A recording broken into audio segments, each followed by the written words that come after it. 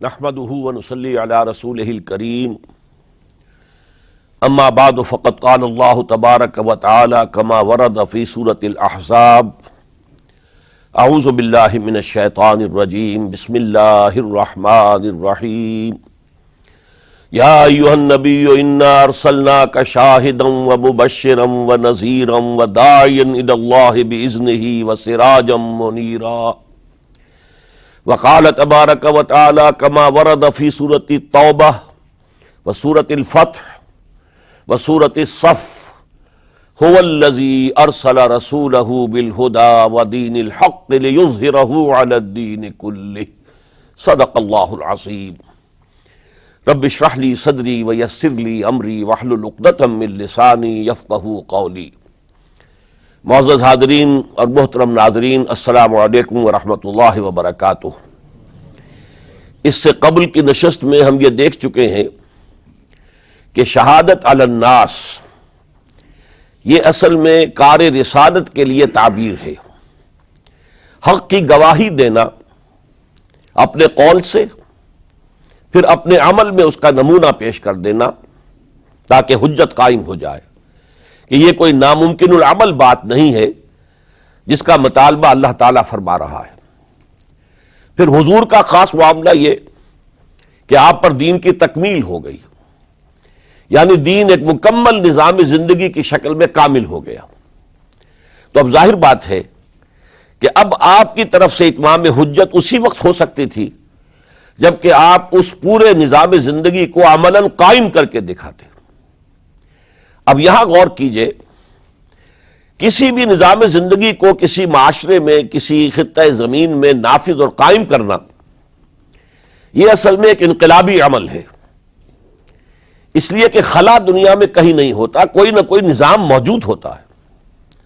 اگر کہیں بادشاہی نظام ہے اور آپ جمہوری نظام لانا چاہتے ہیں تو اس کے لیے انقلاب کی ضرورت ہے، ریولوشن کے بغیر تو نہیں ہوگا۔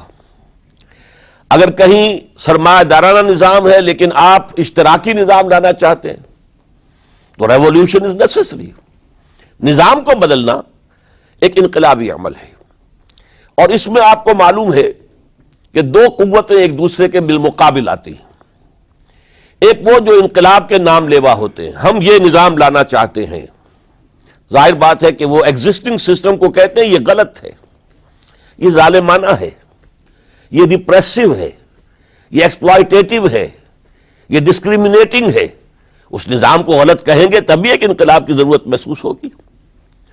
جبکہ اس نظام کے اس وقت کے جو سربراہ ہوں گے وہ اسٹیٹس کو قائم رکھنا چاہتے ہیں، اس لیے کہ اس نظام کے ساتھ ان کے مفادات وابستہ ہیں۔ اب کہیں پر جاگیردارانی نظام ہے اور آپ وہاں چاہتے ہیں اشتراکی نظام لانا، تو کیا جاگیردار اسے گوارا کریں گے؟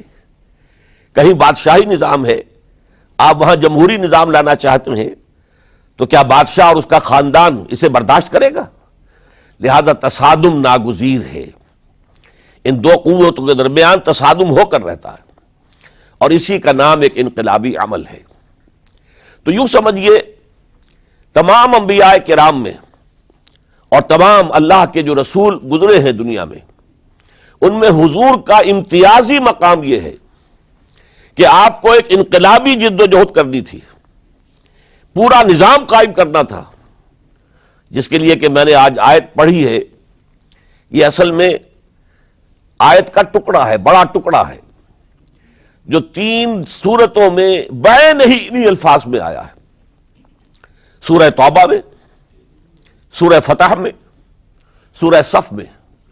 هو الذی ارسل رسولہ بالہدی ودین الحق لِیُظْہِرَہُ عَلَى الدِّینِ کُلِّہ، وہی ہے اللہ جس نے بھیجا اپنے رسول کو صلی اللہ علیہ وسلم الہدا، قرآن حکیم دے کر اور دین حق دے کر، سچا نظام، عادلانہ نظام۔ کس لیے بھیجا؟ تاکہ غالب کرے اسے تمام کے تمام نظام زندگی کے اوپر۔ یہ نوٹ کر لیجئے کہ یہ آیت حضور کے لیے 3 مرتبہ قرآن میں آ رہی ہے، کسی اور نبی کے لیے نہیں آئی، نہ حضرت نوح کے لیے، نہ حضرت ابراہیم کے لیے، نہ حضرت موسیٰ کے لیے، نہ حضرت عیسیٰ کے لیے۔ گویا کہ حضور کو جو رول اسائن ہوا وہ ایک ریولوشنری رول تھا، اور اسی وجہ سے آپ کی پوری سیرت جو ہے در حقیقت وہ انقلابی جد و جہد کے مختلف مراحل ہیں. اور یہ بھی دنیا نے تسلیم کیا ہے کہ تاریخ کا عظیم ترین انقلاب، گمبھیر ترین انقلاب، موسٹ پروفاؤنڈ ریولوشن وہ تھا جو محمد عربی صلی اللہ علیہ وسلم نے نافذ کیا. اس کی گواہی دی ایم این رائے نے 1920 میں، ہسٹوریکل رول آف اسلام، اس کی کتاب آج بھی انڈیا میں چھپتی ہے اور بکتی ہے. وہ کہتا ہے کہ جو عظیم انقلاب محمد نے برپا کیا تھا وہ تاریخ انسانی کا سب سے بڑا انقلاب ہے. اسی کی ایچ جی ویلز نے اسی کی شہادت دی. ڈاکٹر مائیکل ہارٹ نے آج سے کوئی 25 برس قبل دی 100 نامی کتاب جو لکھی، امریکہ میں چھپی مینہٹن میں، اور اس نے تاریخ انسانی کے عظیم ترین انسانوں کو پہلے 100 عظیم ترین انسان چن لیے جنہوں نے تاریخ کے رخ کو موڑا، پھر ان میں گریڈیشن کی.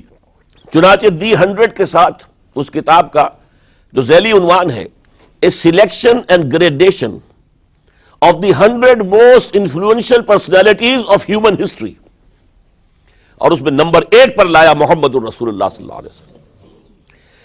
اس انقلاب کے فلسفے کے حوالے سے آج فلسفہ شہادت کے دوسرے مرحلے کی میں بات کر رہا ہوں. ہم اس سے پہلے دیکھ چکے ہیں اس انقلاب کو برپا کرنے کے لیے سینکڑوں صحابہ نے جام شہادت نوش کیا. 70 صحابہ تو صرف غزوہ احد کے اندر شہید ہو گئے. 70 صحابہ کو ذبح کر دیا گیا، بلایا گیا تھا مبلغین اور معلمین کی حیثیت سے، اور دھوکہ دے کر انہیں ذبح کر دیا گیا. 250 سے اوپر صحابہ کرام نے جام شہادت نوش کیا ہے. تب وہ انقلاب برپا ہوا. جاء الحق وزهق الباطل ان الباطل كان زهوقا. اب انقلابی عمل کا ایک خاصہ ہے، اسے آج سمجھیے گا. تو شہادتوں کا ایک دوسرا دور جو شروع ہوا ہے، جس کے سب سے بڑے مظہر ہیں شہادت عمر فاروق رضی اللہ تعالی عنہ، شہادت عثمان غنی رضی اللہ تعالی عنہ، شہادت علی مرتضی رضی اللہ تعالی عنہ. 4 خلفائے راشدین میں سے 3 نے جام شہادت نوش کیا. اس شہادت کا پس منظر کیا تھا، اب اسے سمجھیے. ہر ریولوشن کا ایک خاصہ ہوتا ہے. یہ جو کشاکش ہو رہی ہوتی ہے انقلاب کے علمبرداروں میں اور داعیوں میں، اور اپنے نظام، قدیمی نظام کو ڈیفینڈ کرنے والوں میں، گارڈ اپ یور لائنس، تمہارے انٹرسٹ، تمہارے مفادات پر زد پڑ رہی ہے، اپنے نظام کی حفاظت کرو. یہ جو تصادم جب اس مرحلے کو پہنچ جائے کہ اس نظام کے حامی یہ محسوس کریں کہ اب ہماری پیش نہیں جا رہی، اب تو یہ انقلابی کامیاب ہو جائیں گے، ہم ان کو ریزسٹ نہیں کر سکتے، تو عام طور پر ایک حربہ وہ یہ استعمال کرتے ہیں، فی الحال اب دبک جاؤ، کونوں کھجروں میں بیٹھ جاؤ، بلکہ بظاہر ان میں شامل ہو جاؤ، اور پھر انتظار کرو کسی اپروپریٹ مرحلے پر پھر انقلاب لائیں گے. اس کا نام ہوتا ہے کاؤنٹر ریولوشنری موومنٹس. چنانچہ یہی ہوا ہے. جزیرہ نما عرب میں محمد الرسول اللہ صلی اللہ علیہ وسلم نے کفار کو، مشرکین کو شکست فاش دی. یہودی بھی جتنے آباد تھے انہیں بھی شکستیں دی. 3 قبیلے جو مدینے میں تھے وہ نکال دیے گئے. ان کا بڑا گڑھ تھا خیبر، اسے بھی فتح کر لیا گیا. انقلاب مکمل ہو گیا. اب کچھ لوگ جو ہے دبک گئے، کچھ لوگوں نے جھوٹ موٹ کو اسلام کا لبادہ اوڑھ لیا، منافقت کی شکل اختیار کر لی. اسے پنجابی میں کہتے نیوی پاؤ، اس وقت تو ذرا گردن جھکا دو، اب جب وقت آئے گا پھر دیکھیں گے، ہمیں کوئی موقع ملے گا تو پھر بغاوت کریں گے. یہ کاؤنٹر ریولوشنری موومنٹس. چنانچہ نبی اکرم صلی اللہ علیہ وسلم کے انتقال کے بعد جزیرہ نما عرب میں 2 مخالف انقلاب تحریکیں چلی. نمبر 1، کچھ مدعیان نبوت سامنے آ گئے، ہم بھی نبی ہیں، مسیلمہ کذاب ہے، طلیحہ ہے، بے شمار 6، 7، 8 بہت سے لوگ ان کو ماننے والے ہو گئے.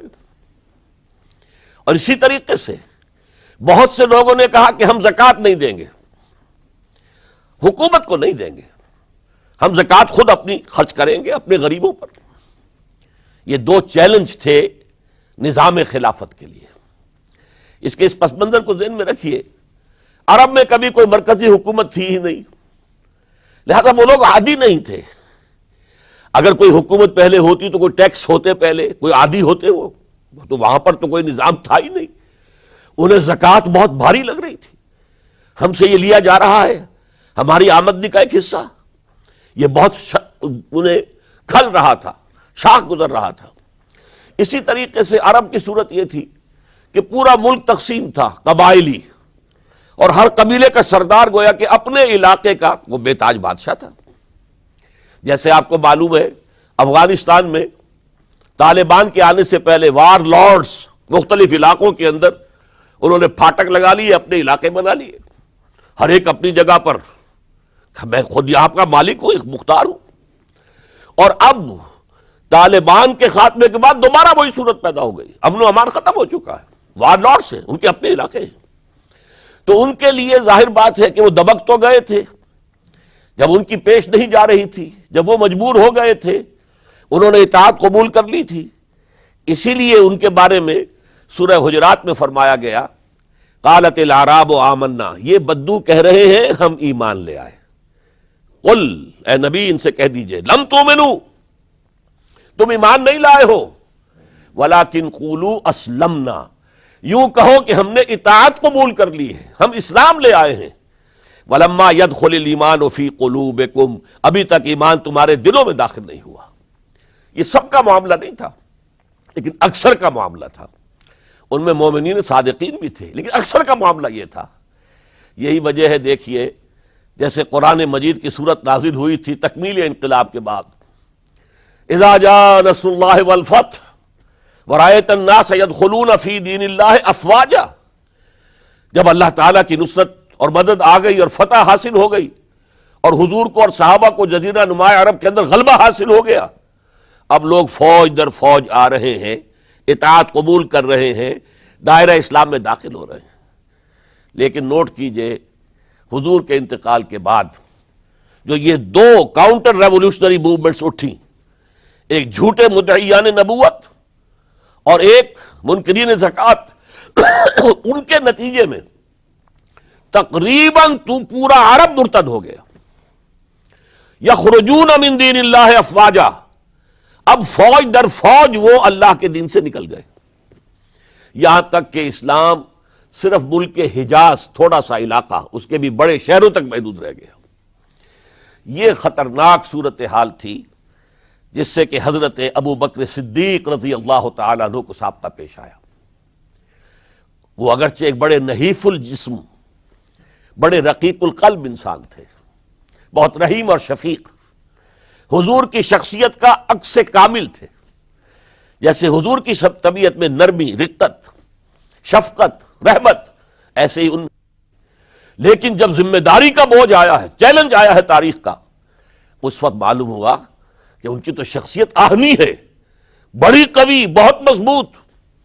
ان کا عزم، ان کی ہمت، ان کا استقلال، ان کا اللہ پر توکل. اس موقع پر میں آپ کو بتاتا ہوں، بہت سے لوگوں نے مشورہ دیا تھا کہ مصلحت کا تقاضا ہے کہ کئی محاذ نہ کھولیے بیک وقت. مسلمانوں کے دل پہلے ہی زخمی ہیں حضور کے انتقال کی وجہ سے. پھر حضور نے ایک جیش اسامہ تیار کیا تھا، ہم نے چاہا تھا کہ آپ اسے روک دیں، آپ نے کہا نہیں، جو لشکر حضور نے تیار کیا ابو بکر اسے نہیں روکے گا، وہ گیا. پھر جو مدعیان نبوت ہوئے وہ تو یقیناً کافر ہو گئے، لہذا ان سے بھی قتال کرنا پڑے گا.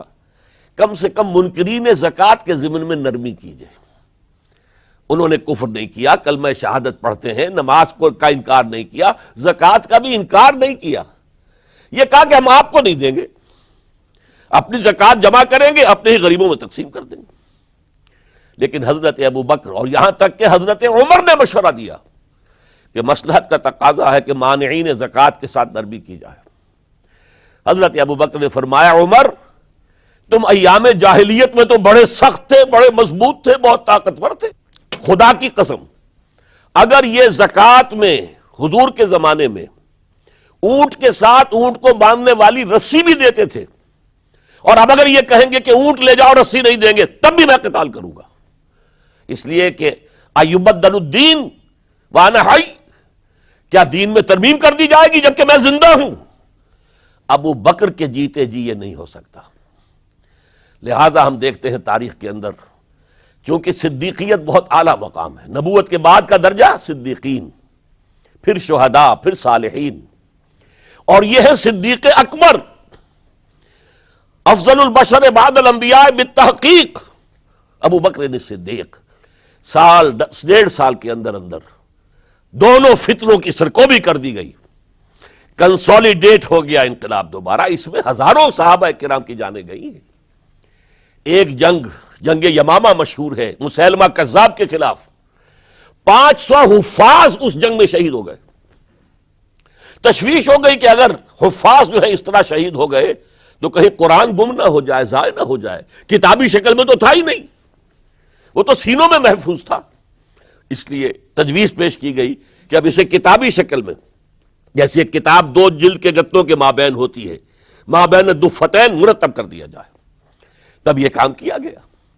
بہرحال پہلا مرحلہ یہ تھا کہ کاؤنٹر ریولوشنری موومنٹس، چونکہ ابھی انقلاب صرف عرب میں آیا تھا اور عرب ہی کے اندر سے کاؤنٹر ریولوشنری موومنٹس ابری، جھوٹی نبوت اور مانعین زکوٰۃ کی شکل میں، اور حضرت ابوبکر رضی اللہ تعالی عنہ نے اپنی عظیمت کا ثبوت دیتے ہوئے ان دونوں موومنٹس کو کچل کر رکھ دیا اور انقلاب اسلامی کو اثر نو کنسولیڈیٹ کر کے پھر قیادت حکم خداوندی کی روح سے کہ ان کے انتقال کا وقت آ گیا تو حضرت عمر فاروق کو نامزد کر کے ان کے سپرد کر دی رضی اللہ تعالی عنہ۔ حضرت عمر فاروق رضی اللہ تعالیٰ عنہ کا عہد خلافت یہ اسلام کے ایکسپینشن کا دور ہے۔ اب جو وہ انٹرنل ڈفتی ختم ہو گئی، انٹرنلی کنسولیڈیٹ ہو گیا انقلاب محمدی صلی اللہ علیہ وسلم، لہذا پوری طاقت کے ساتھ اب 3 لشکر نکلے ہیں، مشرق کے لیے، شمال کے لیے، مغرب کے لیے، اور فتوحات کا دائرہ شروع ہوا۔ 10 برس حضرت عمر رضی اللہ تعالیٰ عنہ کے خلافت کے وہ ہیں، نوٹ کیجئے، جس میں ایک سلطنت 2 سپر پاورز اس وقت کی تھی، کئی 100 سال سے چلی آ رہی تھی، 2 سپر پاورز، اور دونوں جزیرہ نمائے عرب کے سر پر بیٹھی ہوئی تھی۔ سلطنت ایران، عراق سے ہو کر سلطنت ایران، کہ خسرو کے زمانے سے، ذوالقرنین کے زمانے سے عظیم مملکت تھی، سپر پاور۔ دوسری طرف سلطنت روما، دی رومن امپائر، 3 بر اعظموں کو محیط تھی۔ رومن امپائر پورا شمالی افریقہ اس کے تحت تھا، پورا مغربی ایشیا اس کے تحت تھا، شام اس کے تحت تھا، ترکی اس کے تحت تھا، اور یورپ کا سارا مشرقی علاقہ اس کے تحت تھا۔ رومن امپائر، آپ کو معلوم ہے حضرت عمر کے زمانے میں رضی اللہ تعالی عنہ سلطنت کسریٰ کے تو پرخچے اڑ گئے، نام ختم ہو گیا، وجود نہ رہا عظیم سلطنت کسریٰ۔ حالانکہ آپ کے علم میں ہوگا ان کا بڑا شاندار ماضی تھا، کہ خسرو اور کیقباد، بڑے بڑے یہ کیانی کہلاتے ہیں، یہ کیاں جو ہے یہ بڑی عظیم ایک یوں سمجھیے کہ خاندان تھا بادشاہوں کا، لیکن یہ کہ وہ پوری سلطنت کسریٰ ختم ہو گئی۔ کیوں؟ اس نے حضور کے نامہ مبارک کو چاک کیا تھا، اور حضور نے فرما دیا تھا صلی اللہ علیہ وسلم، خسرو نے میرا خط نہیں چاک کیا، اپنی سلطنت چاک کر دی، اور واقعتاً سلطنت کسریٰ جو ہے ختم ہو گئے، نام و نشان ختم ہو گیا۔ دوسری طرف سلطنت روما تھی، عیسائیوں کے ساتھ، چونکہ وہ تھی کرسچین، عیسائیوں کے ساتھ حضور کے زمانے میں کوئی براہ راست تصادم نہیں ہوا تھا، سارا تصادم ہوا تھا یا مشرکین عرب سے اور یا یہودیوں سے۔ عیسائی جو ہے عربین پیننسولا میں تھے ہی نہیں، یمن کے علاقے میں کچھ تھے لیکن ان کی کوئی حیثیت نہیں تھی، لہذا کوئی کنفرنٹیشن نہیں ہوئی۔ دوسرے عیسائیوں میں ابھی اہل علم موجود تھے، جیسے آپ کو معلوم ہے نجاشی بادشاہ کیسے ایمان لے آیا، اس نے حضرت عیسیٰ کے بارے میں پوچھا، حضرت جعفر طیار رضی اللہ تعالیٰ عنہ نے سورہ مریم کی آیات پڑھ کر سنائی، اور اس نے کہا بین ہی جو ان آیات میں تم نے پڑھا ہے عیسیٰ کی حقیقت اس سے تن کے برابر بھی زیادہ نہیں ہے۔ اسی طرح ہرقل نے جب اس کو حضور کا نامہ مبارک پہنچا، اس نے جو بھی پیغامبر آئے تھے ایلچی، ان کا اکرام کیا، احترام کیا۔ وہ عالم تھا، جان گیا کہ یہ نبی آخر الزماں ہے، چاہتا تھا کہ میں ایمان لے آؤں بشرطے کہ میرے سارے درباری سپہ سالار بھی ایمان لے آئیں۔ جیسے کہ سن 300 عیسوی میں پوری رومن امپائر نے عیسائیت اختیار کی تھی، اس سے پہلے وہ بت پرست تھے۔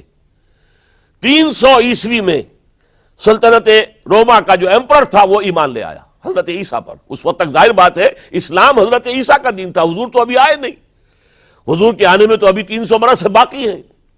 وہ عیسائی ہو گیا، پوری مملکت عیسائی ہو گئی، تو وہ نظام جو تھا حکومت کا برقرار رہا، انٹیکٹ رہا۔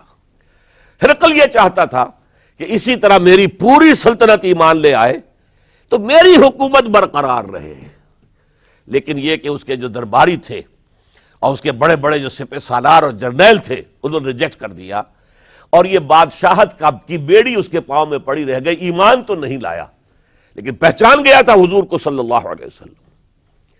اور اس سلطنت روما سے پھر آپ کو معلوم ہونا چاہیے کہ مسلمانوں نے اس کی 3 ٹانگوں میں سے 2 ٹانگیں توڑ دی، پورے شمالی افریقہ سے نکال باہر کیا، پورے مغربی ایشیا سے، یہ شام اور ترکی کا علاقہ اناطولیہ نکال دیا، اور اس کی سلطنت محدود رہ گئی یورپ کے اندر۔ تو یہ عظیم کام ہوئے ہیں حضرت عمر رضی اللہ تعالی عنہ کے عہد میں۔ اب سوچئے اس عظیم ریولوشن کا بھی کوئی کاؤنٹر ریولوشن ہونا چاہیے تھا کہ نہیں؟ ایرانی بڑے زبردست نیشنلسٹ لوگ تھے، نسل پرست، اپنی نسل پر فخر کرنے والے، ہماری روایات عظیم ہیں، ہم خسرو کے وارث ہیں۔ اور آپ کو معلوم ہے کہ آخری جو بادشاہ تھا رضا شاہ پہلوی، وہ چاہتا تھا کہ خسرو کے دور کی عظمت اور سطوت کو دوبارہ لے آئے۔ 2500 سالہ جشن اس نے منایا تھا، وہ چاہتا تھا وہی شان میری ہو جائے جو خسرو کی تھی۔ یہ جو ان کے اندر نیشنلزم تھا، جب ان کی سلطنت کے پرخچے اڑ گئے حضرت عمر رضی اللہ تعالیٰ عنہ کے ہاتھوں، تو ان کے دلوں میں حضرت عمر کی دشمنی، وہ خون کے پیاسے ہو گئے عمر کے رضی اللہ تعالی عنہ۔ میں یہاں آپ کو ذرا ایک حوالہ دے دوں، فردوسی نے جو شاہ نامہ لکھا، حالانکہ وہ مسلمان تھے لیکن چونکہ پرانے ایرانی ذہن کی عکاسی کر رہے تھے، تو انہوں نے جب کہ عرب فوجیں آئی ہیں تو اس نے ایران کا جو اپنے اوپر فخر تھا اس کی ترجمانی کرتے ہوئے لکھا ہے، زشیر شتر خوردن و سوسمار عرب را بجائیست آیت قرار کہ تخت کیارا کنند آرزو تفو برتو ہے چرخ کرداں تفو، کہ یہ عرب اونٹنیوں کا دودھ پینے والے، گوہ کھانے والے، یہ گوہ ایک بڑی سی چھپکلی کا جیسا جانور ہوتا ہے جو صحرا کے اندر ہوتا ہے، اور وہ اپنا ایک گھر بنا کر رہتا ہے، اسے کھاتے تھے یہ۔ تو یہ گوہ کھانے والے، اونٹنیوں کا دودھ پینے والے عرب، آج ان کی یہ جرت، یہ جسارت، یہ ہمت کہ تخت کیارا کنند آرزو، کہ وہ آج آرزو کر رہے ہیں کہ سلطنت کا تخت جو ہے وہ ہمیں مل جائے۔ تفو برتو ہے چرخ گرداں تفو، تف ہے تجھ پر اے گردش کرنے والے آسمان، تف ہے تجھ پر۔ لہذا اب کاؤنٹر ریولوشنری موومنٹس آئی ہے، حضرت عمر کی شہادت اس کا نتیجہ ہے۔ ہرمزان ایک جرنیل تھا اور اس کے جنگی جرائم اتنے شدید تھے ایرانی کے کہ واجب القتل تھا۔ وہ گرفتار ہو کر حضرت عمر کے سامنے پیش کیا گیا۔ حضرت عمر نے فرمایا یہ واجب القتل ہے، اس کی گردن اڑا دی جائے۔ اس کی چالاکی دیکھیے، اس نے کہا امیر المومنین، اے مسلمانوں کے امیر عمر رضی اللہ تعالی عنہ، مجھے ذرا پانی پلوا دیجیے۔ حضرت عمر نے فرمایا پانی لا دو۔ ایک کٹورے میں پانی دے دیا گیا، پھر کہا دیکھیے امیر المومنین، مجھے ضمانت دیجیے کہ جب تک میں یہ پانی پی نہ لوں مجھے قتل نہیں کریں گے۔ فرمایا ہاں ہاں تم پانی پی لو، جب تک یہ پانی تم نہیں پیو گے ہم قتل نہیں کریں گے۔ اس نے وہ کٹورا پھینک دیا، نہ اب میں یہ پانی پی سکتا ہوں نہ آپ مجھے قتل کر سکتے ہیں، کیونکہ آپ کا ہے یہ کہ جب تک میں یہ پانی نہیں پیوں گا آپ مجھے قتل نہیں کریں گے۔ اس ہیلے سے جان بچا گیا۔ پھر اس شخص نے ابو لولو فیروز، ایک غلام تھا، اسے اس کام کے لیے تیار کیا۔ حضرت مغیرہ ابن شعبہ کا غلام تھا وہ، اور حضرت مغیرہ نے اس سے روزانہ کی ایک اجرت کہ تم کام کرو، مجھے صرف 7 آنے روزانہ دے دیا کرو۔ اس نے آ کر حضرت عمر سے کہا کہ میرا جو آقا ہے مغیرہ ابن شعبہ، یہ مجھ سے بہت زیادہ طلب کرتا ہے۔ حضرت عمر نے پوچھا کیا دیتے ہو؟ 7 آنے۔ تم کرتے کیا ہو؟ کہ میں نجار بھی ہوں، میں لوہار بھی ہوں، میں یہ کام کرتا ہوں۔ فرمایا اتنے پیشوں کا جاننے والا اس کے لیے یہ روزانہ کا ٹیکس یہ زیادہ نہیں ہے، یہ تمہیں دینا چاہیے۔ اس نے کہا میں چکیاں بھی بناتا ہوں۔ حضرت عمر نے فرمایا پھر ایک چکی ذرا مجھے بھی بنا دینا۔ کہنے لگا آپ کے لیے تو میں ایسی چکی بناؤں گا کہ جس کی آواز دنیا بھر میں جائے گی۔ وہ شخص ہے، اور ہرمزان کی سازش کے تحت وہ ایرانی جسے بعد میں ایرانیوں نے کیا کہا، جس نے قتل کیا حضرت عمر فاروق کو، حضرت ابو لولو فیروز۔ آج بھی ایران میں اس کی قبر کی تصویریں بکتی ہیں بازار کے اندر، حضرت ابو لولو فیروز۔ وہ آیا ہے مسجد نبوی میں، اور آ کر اس نے جبکہ حضرت عمر رضی اللہ تعالیٰ عنہ امامت فرما رہے حملہ کیا، 5-6 وار خنجر کے کیے۔ حضرت عمر رضی اللہ تعالیٰ شدید مجروح ہو گئے۔ یہ انتقام تھا جو عجم نے، وہ سلطنت کے جس کے ٹکڑے ختم ہو گئے تھے، جس کا ٹکڑے کر دیے گئے تھے، اس نے انتقام لیا عالم اسلام سے۔ سمجھا انہوں نے یہ تھا کہ شاید یہ پوری عمارت اسی ایک ستون پر کھڑی ہے، حضرت عمر ہی کے ستون پر کھڑی ہے، اس ستون کو گرا دو گے پوری عمارت گر جائے گی۔ لیکن ثابت ہوا نہیں، یہ محمد کی بنائی ہوئی عمارت ہے صلی اللہ علیہ وسلم۔ یہ بہت قوی ہے، اس کی بنیادیں بہت مضبوط ہیں، کوئی ذرا سی تریڑ بھی نہیں آئی، ذرا سی تریڑ بھی نہیں آئی۔ حضرت عمر فاروق کی شہادت کے بعد حضرت عثمان رضی اللہ تعالیٰ عنہ کا دور خلافت شروع ہوا، اور جوں کا توں جو قافلہ چل رہا تھا آگے چلتا چلا گیا۔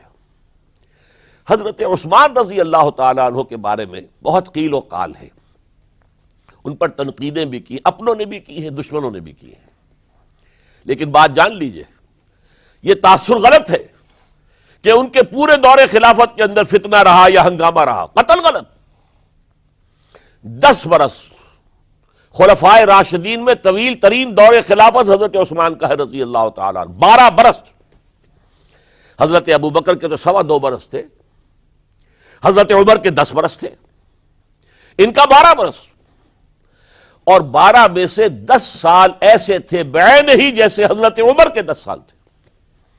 امن و امان ہے، سکون ہے، چین ہے، اور قافلہ اسلام بڑھ رہا ہے، فتوحات کا دائرہ بڑھتا چلا جا رہا ہے، فتوحات سیلاب کے مانند آگے بڑھ رہی ہیں۔ تھمتا نہ تھا کسی سے سیل رواں ہمارا یہ سیل رواں کوئی روکنے والی کوئی طاقت دنیا میں رہی نہیں تھی۔ کسرا ختم، سلطنت ایران ختم، اور دوسری سپر پاور سلطنت روما، اس کی 3 میں سے 2 ٹانگیں توڑ دی گئی، 1 رہ گئی۔ اب کون تھا؟ خارج میں کوئی طاقت نہیں تھی جو اسلام کے اس سیلاب کو اور پوری نوع انسانی پر اتمام حجت اور اللہ کے دین کو پہنچانے کے راستے میں رکاوٹ بن سکتی ہے۔ اب ایک فتنہ اٹھا، دیکھیے حضور کی کنفنٹریشن 3 مذاہب سے ہوئی تھی۔ ایک مذہب مشرکین کا، شرک کا قلع کما کر دیا گیا جزیرہ نما عرب سے، ختم ہو گئے۔ انہوں نے کاؤنٹر ریولوشنری موومنٹس اٹھائیں حضرت ابو بکر کے زمانے میں، ان کو کرش کر دیا حضرت ابو بکر صدیق رضی اللہ تعالیٰ عنہ، چاہے ہزاروں صحابہ شہید ہوئے۔ اس کے بعد دوسری طاقت کون تھی مذہبی؟ یہودی۔ یہود کے 3 قبیلے مدینے میں آباد تھے، بنو قینقاع، بنو قریظہ، بنو نذیر۔ 2 کو مدینے سے نکال دیا گیا ان کی بدعہدی کی وجہ سے، حالانکہ حضور نے مدینہ تشریف لاتے ہی ان سے معاہدے کر لیے تھے. ان کا میثاق مدینہ یہ در حقیقت ایک پیکٹ تھا جوائنٹ ڈیفنس آف مدینہ کا. مدینہ پر اگر کوئی حملہ کرے گا، اور ظاہر بات ہے کہ ایک امکان تھا کہ مکے والے آ کر حملہ کریں، مشرکین مکہ، لیکن مدینہ کا ہم تحفظ کریں گے مل کر مسلمان اور یہودی. لیکن انہوں نے ہر موقع پر وعدہ خلافی کی. پہلے بنو قینقاع نکالے گئے، پھر بنو نذیر نکالے گئے. غزوہ احزاب کے موقع پر بدترین جو ہے بدعہدی بنو قریظہ نے کی، اور ان کو بڑی سخت سزا دی گئی، چونکہ انہوں نے خود کہا تھا کہ ہمارا فیصلہ سعد ابن معاذ رضی اللہ تعالی عنہ جو فیصلہ کر دیں گے وہ ہمارے حلیف ہے، جو فیصلہ کر دیں گے ہمیں قبول ہوگا. اور حضرت سعد نے تورات کے حکم کے مطابق فیصلہ کیا کہ ان کے جتنے جوان ہیں وہ قتل کر دیے جائیں گے. بڑی سخت سزا تھی کہ جو دی گئی ہے، اس میں کوئی شک نہیں. پھر ان کا اڈا تھا بہت بڑا خیبر میں، وہ نکال دیا گیا، وہاں سے انہیں نکالا گیا، اس کے اوپر مسلمانوں نے قبضہ کیا. جیسا کہ میں نے عرض کیا عیسائیوں سے کوئی کنفرنٹیشن نہیں ہوئی تھی، لیکن ان دو کے ساتھ ایک مشرکین عرب کا خاتمہ ہوا اور ایک جزیرہ نما عرب سے یہودیوں کا خاتمہ ہوا. لہذا ان کے اندر جلن تھی، انتقام کی آگ تھی. سب سے بڑا تو حسد تھا کہ 2000 سال سے نبوت اور رسالت ہمارے پاس تھی. موسیٰ سے لے کر عیسیٰ تک علیہم الصلاۃ والسلام 1400 برس ہماری تاریخ کے وہ ہیں کہ کوئی ایک لمحہ بھی نہیں تھا کہ کوئی نبی موجود نہ ہو. نوٹ کیجئے اس بات کو. حضرت موسیٰ 1400 قبل مسیح میں اور حضرت عیسیٰ سن عیسوی کا آغاز، ان 1400 سالوں میں مسلسل نبوت بنی اسرائیل میں رہی. یہ حدیث ہے بخاری شریف کی، کانت بنو اسرائیل تسوسہم الانبیاء. بنی اسرائیل کی حکومت، ریاست، سیاست کا کام انبیاء کرتے تھے. اذا ہلک نبی خلفہ نبی، جب بھی نبی کا انتقال ہوتا تھا ان کا خلیفہ دوسرا نبی ہوتا تھا. یہ چین ٹوٹی نہیں. 1400 برس آپ کو معلوم ہے حضرت داؤد بادشاہ بھی ہے، خلیفہ بھی ہے، نبی بھی ہے. ان کے بیٹے حضرت سلیمان بادشاہ بھی ہے، نبی بھی ہے، خلیفہ بھی ہے.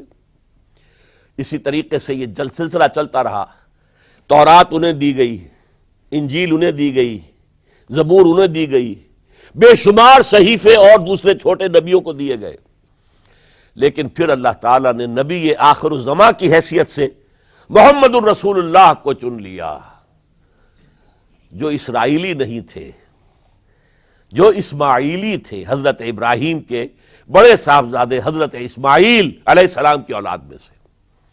اس پر انہیں سخت رنج، حالانکہ وہ پہچانتے تھے حضور کو. ان کی کتابوں میں جو نشانیاں لکھی تھی وہ پوری حضور پر جو ہے مطابق ہو رہی تھی. قرآن کہتا ہے یعرفونہ کما یعرفون ابناہم، وہ ایسے پہچانتے ہیں محمد کو صلی اللہ علیہ وسلم جیسے کہ اپنے بیٹوں کو پہچانتے. لیکن انہوں نے نہیں مانا. بدترین دشمن، حسد کی آگ میں جلنے والے، اور آج تک وہی معاملہ ہے. ان کی نیچر تبدیل نہیں ہوئی ہے. اب جو کچھ قیامت صغریٰ آنے والی ہے مڈل ایسٹ میں، عراق پر حملے کے بعد جو کچھ ہوگا، اس سب کی سازش کس نے کی ہے؟ یہود نے. یہ ساری اسرائیلی سازش ہے. بہرحال یہ علیحدہ بات ہو جائے گی. اب انتقام یہودیوں کا آیا. یہودیوں کو یہ معلوم تھا ہم تعداد میں اتنے کم ہیں اور ڈسپرسڈ ہیں.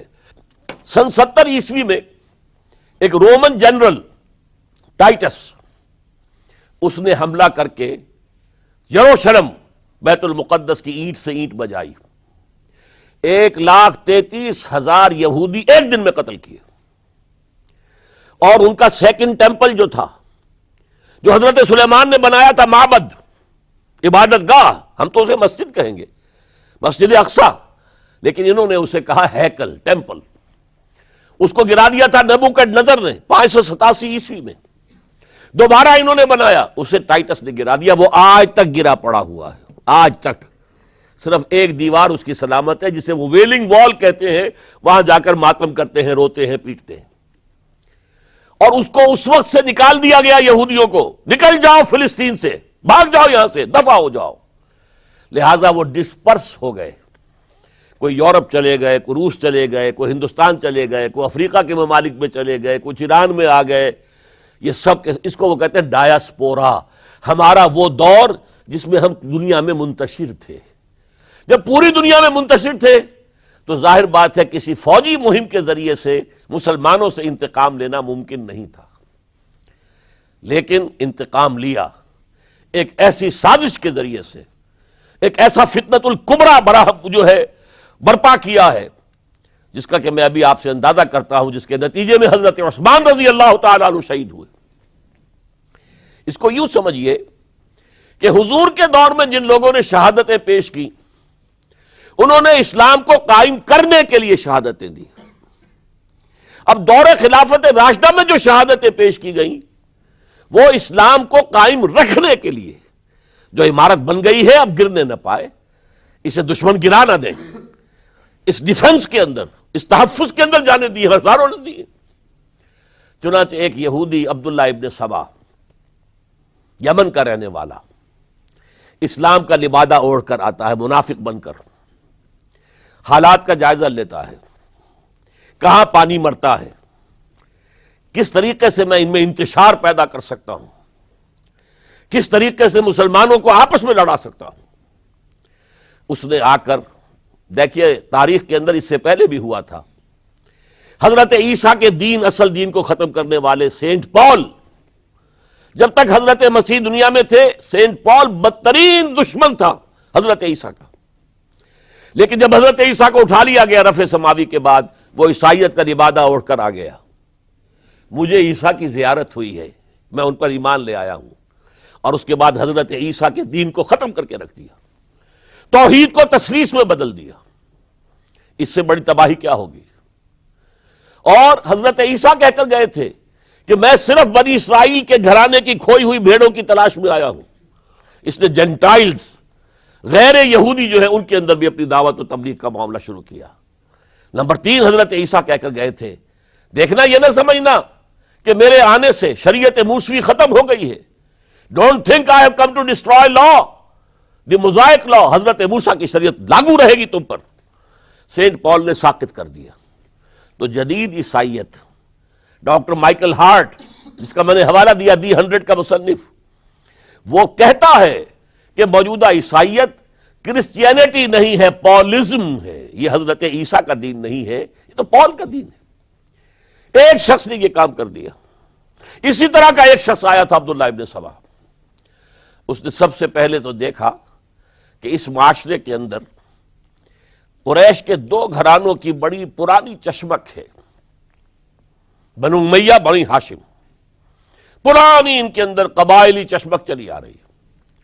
اسلام نے آ کر اسے دبا دیا. ختم نہیں ہوتی یہ چیزیں، نسل بعد نسل چلتی ہیں، اندر دبی رہتی ہیں.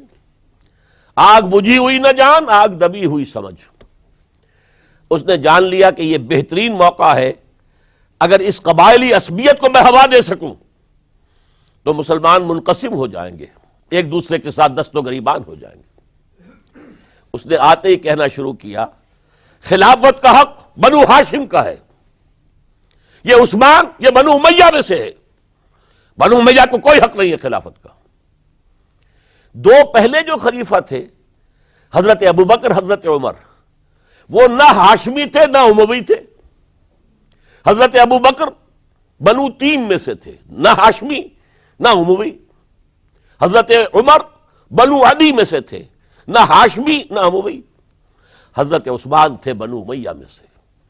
اب یہاں دکھتی ہوئی رگ کو اس نے چھیڑا. حضور ہاشمی تھے، بنو ہاشم کا حق ہے خلافت، عثمان غاصب ہے معاذ اللہ رضی اللہ تعالی عنہ. پچھلے دونوں بھی غاصب تھے. خلافت حق ہے بنو ہاشم کا. پھر حضرت علی کی شان میں، یہاں تک کہ یہ تو خدا حلول کیے ہوئے علی کے اندر، یہ گاڈ انکارنیٹ ہے، یہ خدا ہے.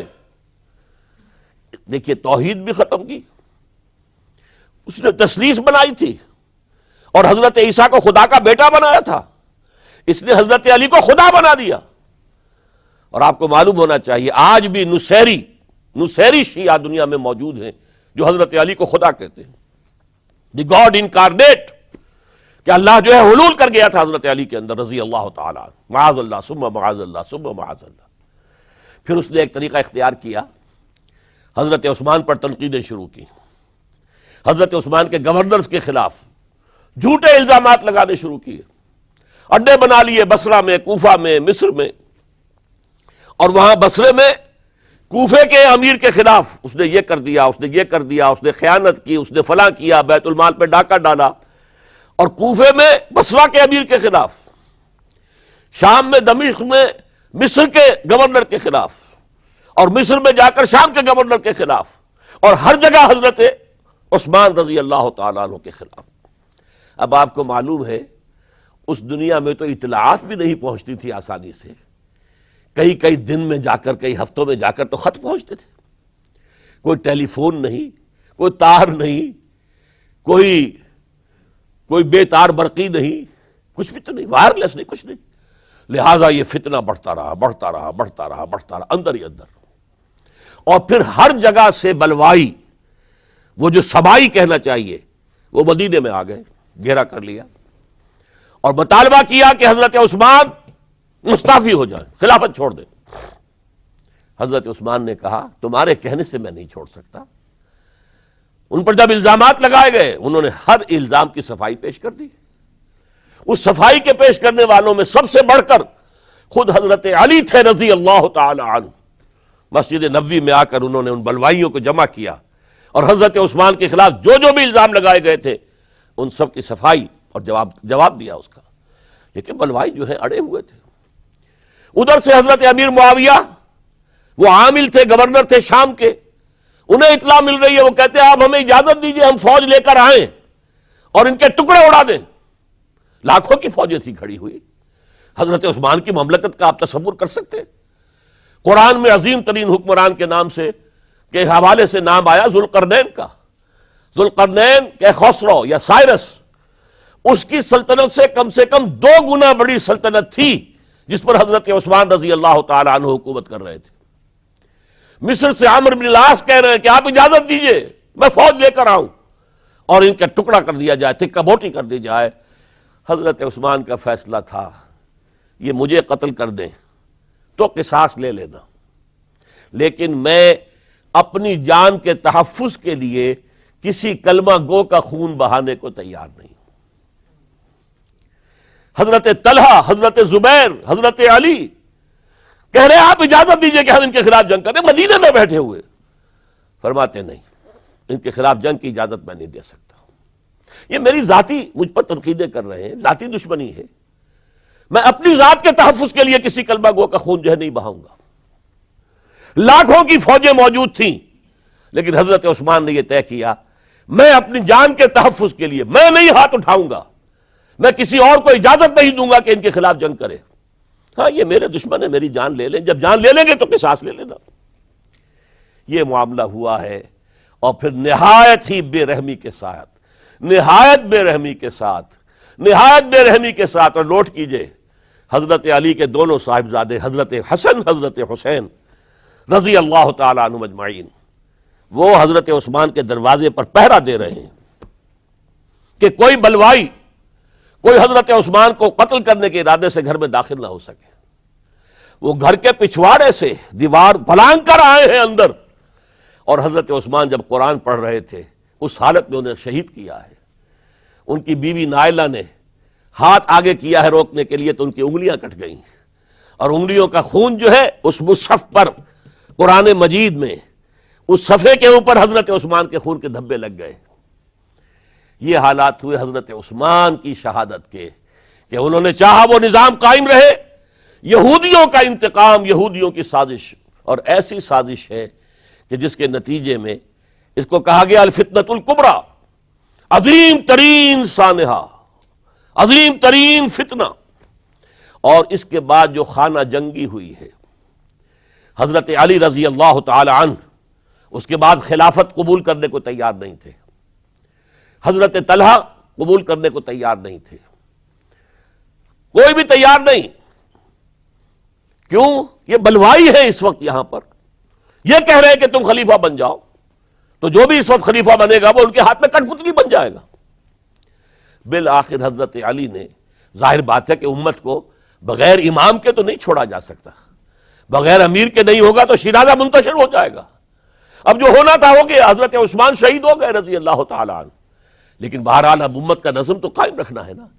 حضرت علی نے بیعت قبول کر لی رضی اللہ تعالی عنہ، لیکن حضرت امیر معاویہ، عمرو بن العاص، ان دونوں نے کہا کہ حضرت علی اگر حضرت عثمان کے خون کا قصاص لے لیں، قاتلان عثمان کو اگر قتل کریں تو ہم بیعت کریں گے، ہم مدعی خلافت نہیں ہے، خلافت علی کی ٹھیک ہے رضی اللہ تعالی عنہ، لیکن سب سے پہلا مطالبہ ہمارا یہ ہے کہ حضرت عثمان کے خون کا قصاص لیا جائے۔ حضرت علی رضی اللہ تعالیٰ عنہ کے لیے بعض وجوہ سے ایسا کرنا ممکن نہیں ہوا۔ نتیجہ کیا نکلا؟ سب سے زیادہ اندوہناک اسلامی تاریخ کا یہ دور ہے۔ حضرت علی کے دور خلافت میں باہمی خانہ جنگی رہی مسلسل۔ جنگ جمل حضرت عائشہ صدیقہ کمانڈ کرتی ہوئی آئی ہیں، طلحہ اور زبیر ان کے ساتھ ہیں، اور اگرچہ حضرت علی رضی اللہ تعالیٰ عنہ کے ساتھ ان کی صلح ہو گئی، لیکن وہ جو بلوائی تھے، جو چاہتے نہیں تھے کہ امن ہو، وہ تو در حقیقت اسلام کے حصے بکھرے کرنے کے لیے آئے تھے، اسلام کی مملکت کو تباہ کرنے آئے تھے۔ انہوں نے فوری طور پر حملہ کر دیا حضرت عائشہ رضی اللہ تعالیٰ عنہ کے لشکر پر۔ اب ظاہر بات ہے کہ جنگ شروع ہو جائے تو پھر کون دیکھ سکتا ہے، آئدر کل اور بی کلڈ، دو شکلیں دو ہی ہوتی ہیں۔ ایک رات میں 10,000 مسلمان شہید ہوئے، قتل ہوئے۔ الفتنۃ الکبریٰ، عشرہ مبشرہ میں سے حضرت طلحہ، حضرت زبیر دونوں شہید ہو گئے۔ پھر اس کے بعد بھی بات تو ختم نہیں ہوئی۔ حضرت معاویہ رضی اللہ تعالی عنہ وہ فوج لے کر آئے۔ پھر جنگ صفین، جنگ صفین، جنگ صفین، 74,000 مسلمان ایک دوسرے کی تلواروں سے اور ایک دوسرے کے نوزوں سے ختم ہو گئے۔ ذرا اندازہ کیجئے، 1,00,000 کے قریب مسلمان ختم ہو گیا۔ نہ یہودی کو کچھ کرنے کی ضرورت پیش آئی، نہ کسی اور کو کوئی حملہ کرنے کی ضرورت پیش آئی، آپس میں خانہ جنگی۔ 4.5 برس حضرت علی رضی اللہ تعالی عنہ ان کا دور خلافت ہے، پورا کا پورا باہمی خانہ جنگی کی نظر ہو گیا۔ اس میں حضرت علی پر معاذ اللہ کوئی الزام نہیں، رضی اللہ تعالی عنہ وکرم اللہ وجہہ، وہ امام حق تھے، لیکن یہ ہے کہ ان کا بے بس ہو گئے تھے، لاچار ہو گئے تھے، حالات پر کنٹرول نہیں ہو رہا۔ اسی جنگ صفین کے اندر جب ایک تجویز پیش کی گئی کہ لڑنے بھڑنے کی بجائے حکم مان لو، جیسے قرآن مجید میں آیا ہے کہ میاں اور بیوی کے درمیان اختلاف ہو جائے تو فَبَعْثُوا حَكَمًا مِّنْ أَهْلِهِ وَحَكَمًا مِّنْ أَهْلِهَا، ایک حکم لڑکے والوں کی طرف سے، ایک حکم لڑکی والوں کی طرف سے مقرر کر لو، وہ آپس میں معاملہ طے کرائیں۔ لہذا تحکیم کی تجویز کی گئی۔ حضرت علی نے یہ تجویز پیش کی گئی عمرو بن العاص رضی اللہ تعالیٰ عنہ کی طرف سے، جو حضرت معاویہ کے ساتھی تھے۔ حضرت علی اس تحکیم کو قبول نہیں کرنا چاہتے تھے، جانتے تھے کہ یہ ایک چال ہے جس میں آ رہا ہوں، لیکن بالآخر آپ نے وہ قبول کر لیا۔ اچھا بھائی، ابو موسیٰ اشعری ہماری طرف سے، عمرو بن العاص معاویہ کی طرف سے، یہ دو حکم ہیں۔ اس موقع پر اب تحکیم کیا ہوئی، کیا اس کی شرائط تھیں، کیا اس میں نہیں جانا چاہتا، اس وقت میں تاریخ نہیں بیان کر رہا، بلکہ مجھے اب چوتھے خلیفہ حضرت علی کی شہادت کا پس منظر بیان کرنا ہے۔ اور ہزاروں شہادتیں ہو رہی ہیں، لیکن اس دور کی شہادتوں میں سب سے چوٹی پر حضرت عمر کی شہادت، حضرت عثمان کی شہادت، حضرت علی کی شہادت رضی اللہ تعالی عنہم اجمعین۔ اس وقت حضرت علی کے جو حامی تھے، انہی میں سے ایک فرقہ علیحدہ ہو گیا کہ یہ تحکیم کفر ہے، ان الحکم الا للہ، حکم کا فیصلے کا اختیار اللہ کے سوا کسی کو نہیں ہے، لہذا یہ جو کیا ہے یہ غلط ہے۔ اور اس حد تک چلے گئے کہ جنہوں نے یہ تحکیم کو قبول کیا وہ کافر ہو گئے، علی بھی کافر، معاویہ بھی کافر، عمرو بن العاص بھی کافر، جنہوں نے مانا کافر۔ یہ لوگ کہلاتے خوارج تھے، یہ حضرت علی کی فوج میں شامل، حضرت علی کے حامی تھے، حضرت علی کی جماعت میں سے تھے، لیکن بس ایک غلطی، جذبات کے اندر آ کر، غصے کے اندر آ کر اس درجے، اور وہ حضرت علی سے علیحدہ ہو گئے۔